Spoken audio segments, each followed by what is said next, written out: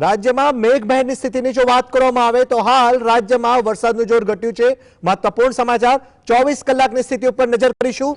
રાજ્યમાં 24 કલાકમાં 95 તાલુકાઓમાં મેઘમહેર જોવા મળી રહી છે। 95 તાલુકાઓમાં વરસાદ નોંધાયો છે। મહત્વપૂર્ણ સમાચાર સામે આવી રહ્યા છે। વાત કરીશું દક્ષિણ ગુજરાતની। વલસાડના કપરાડામાં સૌથી વધુ 2 ઇંચ જેટલો વરસાદ પડ્યો છે। આ સાથે જ ડાંગના વઘઈની વાત કરવામાં આવે તો વઘઈમાં પણ સરેરાશ 2 ઇંચ જેટલો વરસાદ નોંધાયો છે। આ સાથે જ ડાંગના આહવામાં અને ડાંગમાં પણ સરેરાશ 2 ઇંચ જેટલો વરસાદ વરસ્યો છે।